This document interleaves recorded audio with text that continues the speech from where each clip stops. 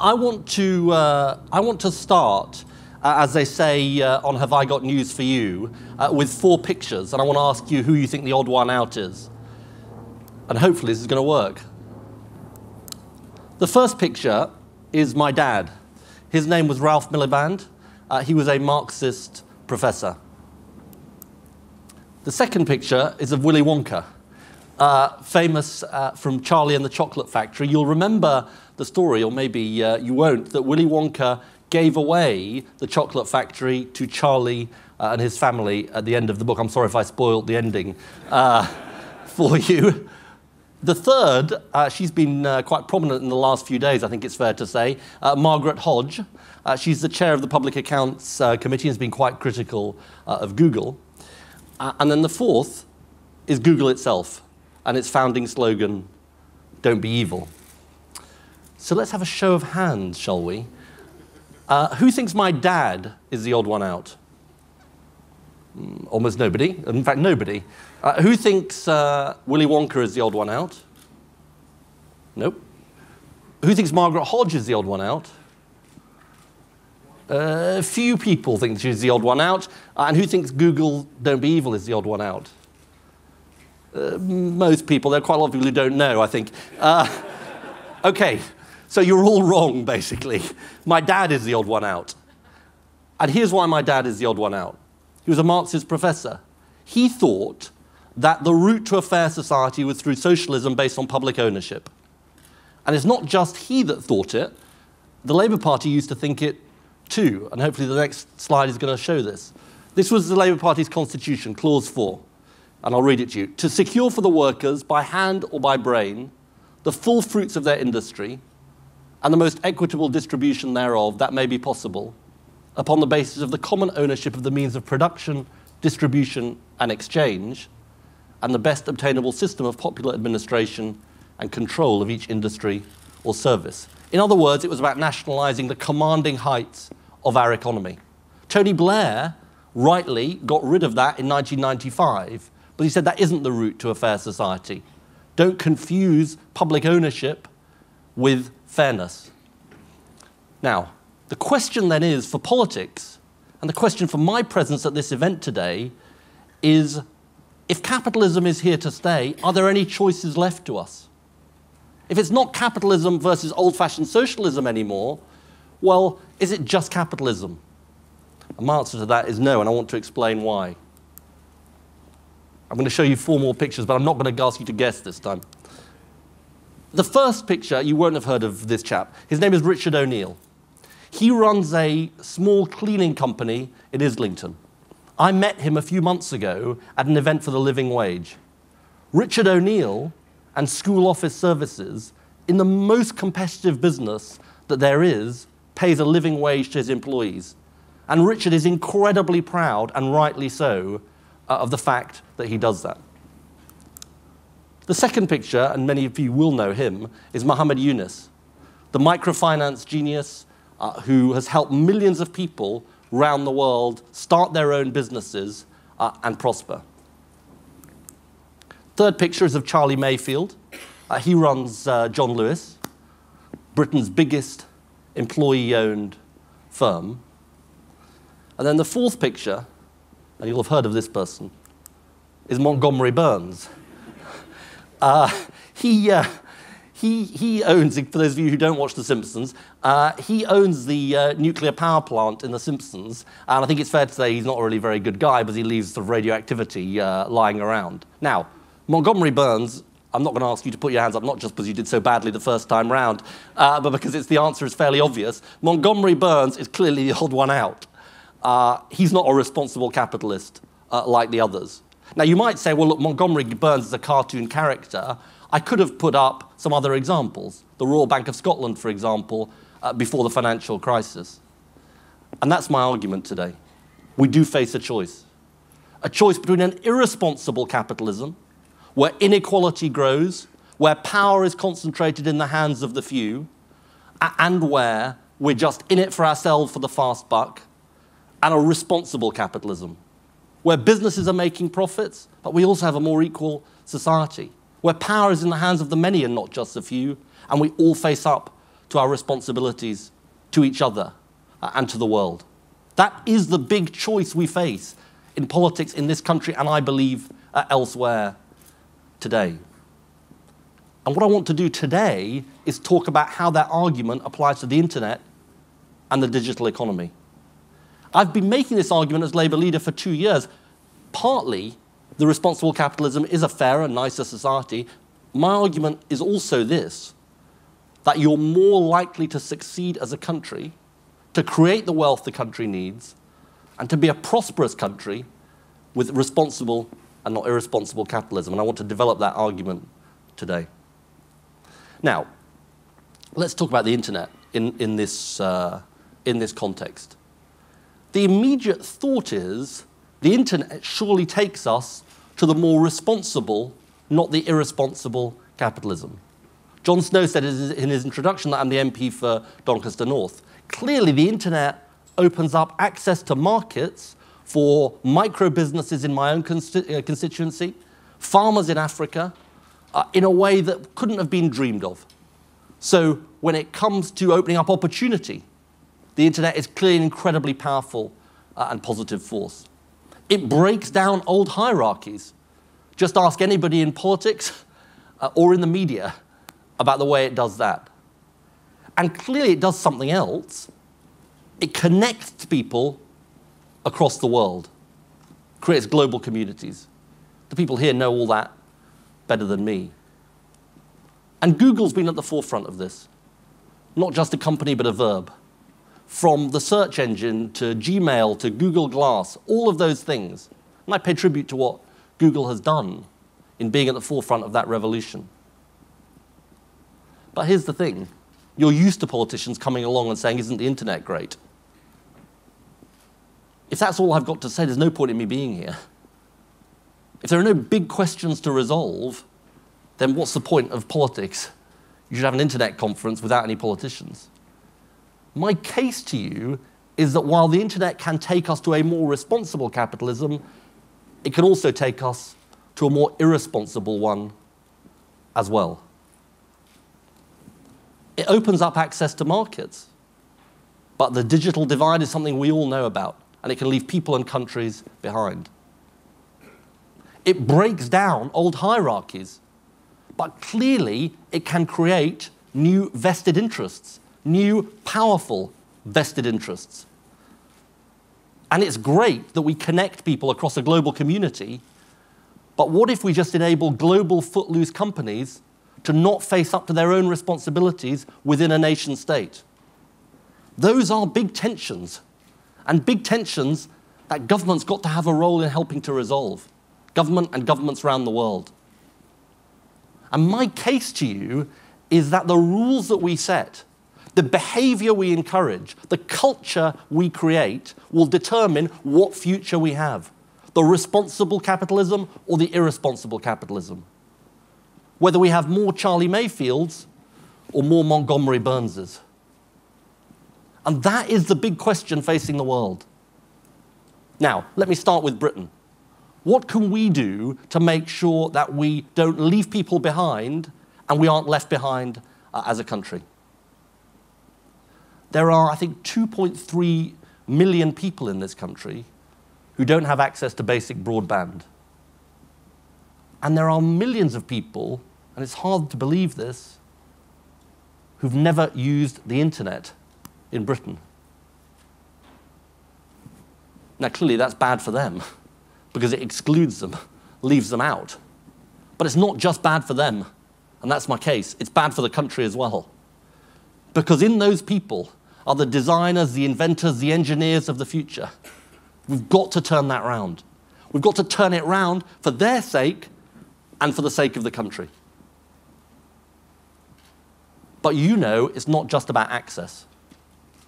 It's about more than that. And this is part of what today is about. It's about putting creativity at the heart of what we do as a country, and in particular at the heart of our education system. I think Google is to be congratulated for handing out Raspberry Pi computers to schools all around Britain. It's all about encouraging kids to get into programming, understand the internet in a deep way. But we need to take that logic of putting creativity at the heart of our education system much, much further if we're not to fall behind as a country. And we are going in the wrong direction, not the right direction. Why do I say we're going in the wrong direction? Because over the last 3 years alone, the number of hours our young people are learning art, design, and technology has gone down by 15%. We've got a third fewer teachers being trained in those subjects. And it's for a simple reason. And the simple reason is this, which is that the government has downgraded the importance of those subjects. And I know there's been pressure from people in the internet industry around this issue. They've downgraded those subjects, and they've said their EBAC doesn't include them. That is totally the wrong direction for our country to be heading in. Think of Sir Johnny Ive, incredibly famous designer, and what he's done at Apple, from the iMac to the iPod to the iPad. How did Johnny Ive get his first break? He got his first break because his dad was a design and technology teacher. And Christmas in the Ive household, the Christmas treat was spending a day in the design and technology classroom. If we take that logic to today, we don't just want our kids using Google and Facebook and YouTube, we want them designing the next wave of technology. So the first thing we've got to do as a country, and this is what a Labour government would do, is put creativity back at the heart of our curriculum and not downgrade creativity as this government is doing. The second thing we've got to do is we've got to take advantage of the opportunities the internet offers to transform our economy, but we've got to do it in the right way. Not so power just accumulates to a few big firms, but that we get the micro businesses, the small businesses, really benefiting from the opportunities the internet offers. Individual creators working with the public sector and global companies to design the next wave of technology. Now, sometimes the private sector can stop the smaller firms being pushed aside by the larger firms. Take the example of what Google did when it provided Android open source to the world. That prevented the smartphone market from being monopolized by a particular company. That opened up opportunity for small firms. But there's a lot more we need to do, and it can't just be done by the private sector alone. The role for government is incredibly important in this. And one of the most exciting ideas around is around digital public space. The idea of open access. Think about Britain's great public institutions, the BBC, the British Library. Think about the opportunities that can create for people and for businesses. You know, the old idea of the British Library is that you go along to a dusty building with a membership card, and maybe you're going to get in if you've got a particular reason to be there. The new idea of the British Library, think about the opportunities that can offer us. But the public sector needs to learn the lesson about open access and needs to do more. We've also got to ensure there are proper financial returns to creativity. It's why getting the law right on intellectual property, on design, on copywriting, on piracy, all of those things are incredibly important, starting with the bill that's going through Parliament. And then there's the issue of regulation. And I tread carefully in this area because I know it's incredibly complex. And at the same time, we've got to prevent monopoly and make sure we don't stifle innovation. We've put forward a proposal for a digital ombudsman. Why have we put that idea forward? To say that because of this complex industry, we need to have somebody assigned to the role of identifying anti-competitive practices as they emerge, which doesn't happen in Britain at the moment, advise government that can then work with the proper regulators, including in Europe. We welcome your views on that idea. But the thing I would say to you is this. The central insight is that if responsible capitalism is to work, then the opportunities can't be grabbed by a small number of large firms. It's got to be about a large number of small firms, and the public and private sector need to do the right things to make that happen. Responsible capitalism, though, also needs responsible companies. And I welcome very much the fact that Google's Big Tent allows us to discuss all the issues we face. as a country and indeed as a world. And that takes me to the issue of tax, which has been controversial in the last few days, not just for Google, but for Apple and Amazon. Look, the first and primary responsibility of government is to set the right laws. And I welcome the fact that Google called at the weekend for international tax reform. We're very clear about what the government should be going to the G8 meetings with. They should be arguing for country-by-country transparency, so we know how much tax is being paid and how much profit is being made. Country by country, company by company. We need to reform the rules on transfer pricing, the crazy rules, frankly, that allows companies to shift profits from one jurisdiction to another. And we've got to crack down on offshore tax havens. Now, we need to get agreement internationally. But I also say this. A Labour government would be willing to act on its own here at home if we don't get international agreement. The question then is this. Do the responsibilities of the company simply lie in obeying the letter of the law? My answer to that is no. And I'll tell you why my answer to that is no. And it's captured very well in a letter that Larry Page and Sergey Brin wrote alongside Google's prospectus in 2004. This is what they said. Don't be evil. We've all heard of that. We will be stronger in the long term. We will be better served as shareholders and in all other ways by a company that does good things for the world, even if we forego some short-term gains. This is an important aspect of our culture and is broadly shared in the company. So what do I take out of that? That a company and its employees expect it to do the right thing. That customers expect it to do the right thing. That as a society, we need to set the right examples from the top. That the reputation of British business, and indeed business generally, depends on the most prominent companies like Google doing the right thing. And one other thing. If we're to have the tax revenues to fund the employees, the infrastructure, the health service, the education system on which Google relies, Google needs to do the right thing. That's why I spoke out after the Select Committee last week. I can't be the only person in this room who feels deeply disappointed that a great company like Google, with great founding principles, should be reduced to arguing that even though it employs thousands of people here in Britain, makes billions of pounds in revenue here in Britain, it's fair that it should pay just a fraction of 1% of that in tax. Now, I'm sorry that Eric Schmidt isn't here this morning to hear me say this directly. But when Google does great things, I will praise you. But when Eric Schmidt says that its current approach to tax is just capitalism, I disagree. And when Google goes to extraordinary lengths to avoid paying its taxes, I say it's wrong. And it's not just me that says it, it's Google's founding principles, and it's crystal clear from them. So, how do we create a responsible capitalism? With government doing the right thing, and companies doing the right thing too.